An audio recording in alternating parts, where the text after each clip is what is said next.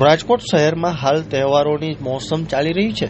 ગણેશ મહોત્સવની ધામધૂમ પછી નવરાત્રી, દશેરા અને દિવાળી જેવા મુખ્ય તહેવારો આવવાના છે। આ તહેવારો પૂર્ણ થતાં જ લગ્નગાળાની મોસમ શરૂ થવાની છે। લગ્નગાળો શરૂ થવા હજુ સમય છે, પરંતુ તેની તૈયારી પહેલાથી જ શહેરમાં જોરશોરથી શરૂ થઈ ગઈ છે।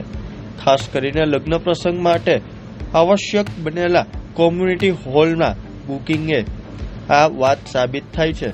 રાજકોટ મહાનગરપાલિકાના એસ્ટેટ વિભાગમાંથી પ્રાંત માહિતી મુજબ ઓક્ટોબરથી ડિસેમ્બર દરમિયાન મહાનગરપાલિકાના કુલ 26 કોમ્યુનિટી હોલમાંથી 21 હોલ સંપૂર્ણપણે બુક થઈ ચૂક્યા છે।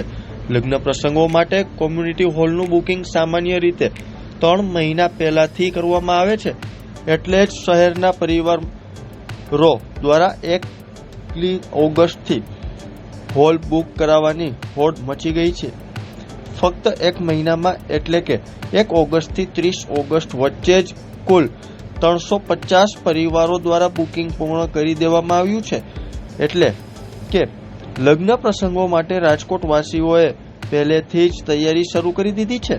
સૌથી વધુ બુકિંગ રણછોડનગર દાસજી બાપુ કોમ્યુનિટી હોલનું થયું છે, જ્યારે કુલ 42 પરિવારે પ્રસંગો માટે હોલ સચવી દીધો છે।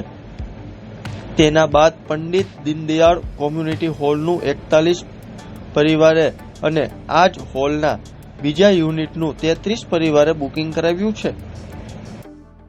અત્યારે 9, 10 અને 11નો ડેટા હું શેર કરું આપને, એમાં 9મા મહિનામાં ટોટલ 26 યુનિટ છે। એ પૈકી 143 દિવસો, ટૂંકમાં 26 મહિના 30 દિવસ ગણીએ તો એમાંથી હજી 143 દિવસનું બુકિંગ થયેલું છે।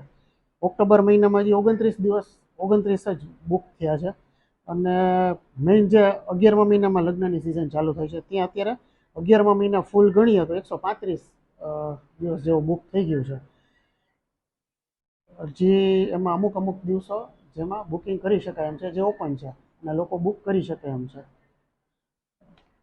અને એ જ રીતના ઓડિટોરિયમમાં પણ ટોટલ 9મા મહિનામાં અત્યારે 20 દિવસો યુઝ થયેલા છે, યુટિલાઇઝ થયેલા છે, જ્યારે 10 ને 11માં અવેલેબલ છે જ, લોકો યુઝ કરી શકે બીજા પ્રસંગો માટે। એમાં લગ્ન માટે તો આપણે અલાઉ નથી કરતા, પણ બીજા કોઈ કાર્યક્રમ માટે અલાઉ કરી શકીએ।